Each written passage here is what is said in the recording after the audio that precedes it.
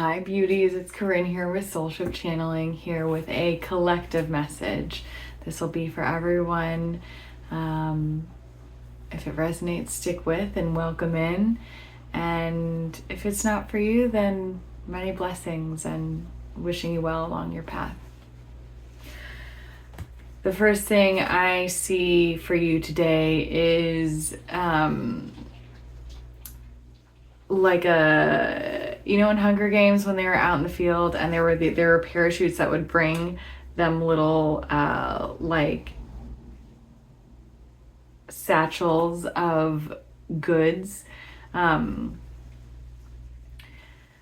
see the need for like a salve for it feels specifically for your hands for the work that you do, and I'm seeing like weathered hands, not to the point where they're cracked yet, and quite painful, but there's this need to remind yourself of the value of what you do, because it is valuable and it is important, and not to boost your ego or even to get you out of imposter syndrome. It's not about that. It's about caretaking your hands, caretaking your energetics, caretaking, giving yourself the support that you need to do this important task at hand. The next thing I see are these hands. It's like almost like fiddling with a bow tie and then buttoning and then making sure belts are perfect. It's just this concept of you're not dressing people necessarily, but you are doing like the final check before people go out onto the stage. If you're like the costume designer putting on the finishing touches, or like a deckhand putting on, like making sure everything's quite right, just perfect before people go on and play their role in the world. There's a reminder that I guess you're not the costume designer, or at least if you are, you're not in the design process of the work. You're not here to draft originals, at least at this point in time. That's not the stage that you're at right now. There's been a lot of talk lately of not only our roles, but the seasonality of roles and the seasonality of when you perform certain tasks. And it's a reminder that it can feel like a loss of identity when you're not performing the task that is like most intrinsic to the central part of your role. Like if you are a dentist, one would think that the most central part of your role is checking on and looking at people's teeth, right? And if you're not doing that, if you're in a different phase of your journey, if you're going back to study, or if you are doing the bookkeeping and the paperwork, or if you are training new staff, you can do things in your role as a dentist that don't make you feel like a dentist, right? But they're still integral parts of a successful dentist's office and a successful dental career. And just the reminder of this is where you're at right now, of you're doing some of the more extraneous tasks that keep your vision going. It may not be the root or the cornerstone of what you do in the world, but it's important. If you're a potter and you've got potter's hands, right, and they're dry and cracked, part of being a potter is salving your hands, or is nourishing the skin that comes in contact with the clay. Because if the skin isn't strong, if the skin has wounds or cracks and it feels painful to have the clay drying out your skin, or getting into the dry cracks of your skin, you're not going to be as good of you're not going to be as present with the clay. You're not going to be as tuned into the rhythm of the wheel. You're not going to be able to feel what the clay is speaking to you, or just the subtle nuances of the language between potters and their materials, because in your brain you're going to be feeling the wounding in your hands. And so this is just a reminder to call into your work in the world, whether it's a job, a career, or just your energetic role in your community, in your family, in your home, and recognizing that part of living out your role is preparing yourself and fortifying yourself and caretaking yourself and getting better at that part, optimizing those parts of your life, optimizing the parts of your life that help you show up more fully. All right, moving into another chapter of this message and following the potter's journey here. I'm seeing someone arranging pots on shelves, like they've been glazed, they've been fired, they're ready to go. And it's this dance of what to put where, what to put in the front and what to put in the back, like if you have a display shelf. And for some reason, this shelf is not one that displays all the pottery at the same time. Like you kind of have to look behind if you want to see all of it. This is for purpose. This has purpose. And there's this message of not all your gifts are not ready to go, but are available to be grabbed right now.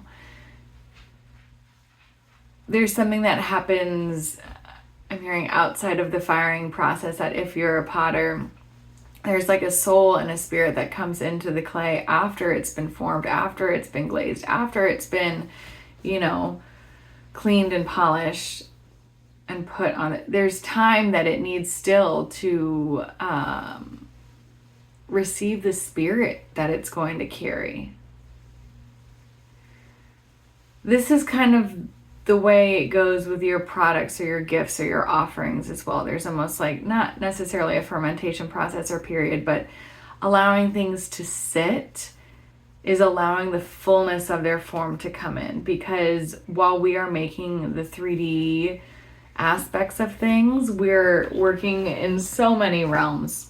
We're working in so many realms, and not all of it exists in 3D form. And the timelines aren't matched up right on top of each other quite yet, A lot of times we're making things in the 3-dimensional to call in the energetics into correct form and trying to match correct form. So just a reminder of like when you're stacking out your things, if it's not all going to roll out at once, and that's important. It's not that it's not ready to go. You've done your work with it, but you have to allow it to sit, to allow its spirit to come fully into body. And then you'll notice that once people take things off the front of the shelf, by the time that, there are things that have sold, you'll either get people who are like poking around and finding the exact right thing, or there'll be time to move what's on the back of the shelf to the front. And when that happens, be sure that, or be reassured that soul will be in body, not only yours, but it as well. Whatever services, whatever offerings you have to give to the world will be fully embodied. And when our offerings are fully embodied, not only are they more readily received, because they're just more bioavailable, like the 3D matches up, the energetics match up. It's a lot easier for the medicine to transfer, so to speak.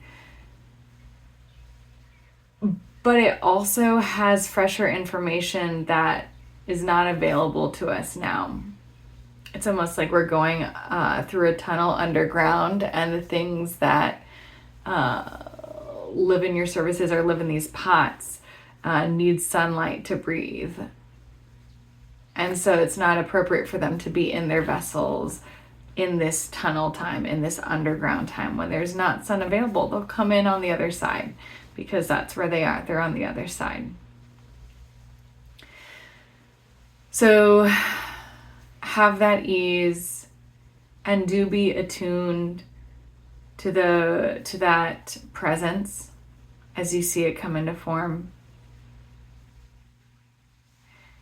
And the last thing is this: don't be afraid to take a pot home or two and decorate your own home. See how it lives in the space, because there's so much feedback and there's so much information that comes from using our own products, from using our own tools, from using our own gifts.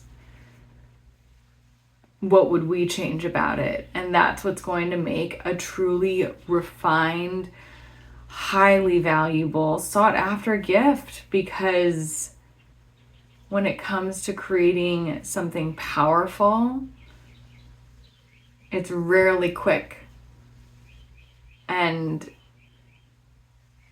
not often is it easy. Not in the sense that it's not useful, but it comes with attunement and time and training. It's not just something that you pick up overnight. Okay, my loves, thank you for tuning in today. My name is Corinne. I'm with Soul Shift Channeling. I do collective messages, either something broad like this, or for a broad audience like this, or kind of like a pick a pile style every week. And you'll find my shorts on YouTube, Instagram, and TikTok. So follow me in places. I offer one-on-one readings, and that's really where my heart and soul lie, is in seeing and reading people's Akashic records at a soul level, and helping people attune their energy and live their purpose even more fully in the world, because a world full of people living their purposes is just a really good place to be. All right, y'all. See you next week.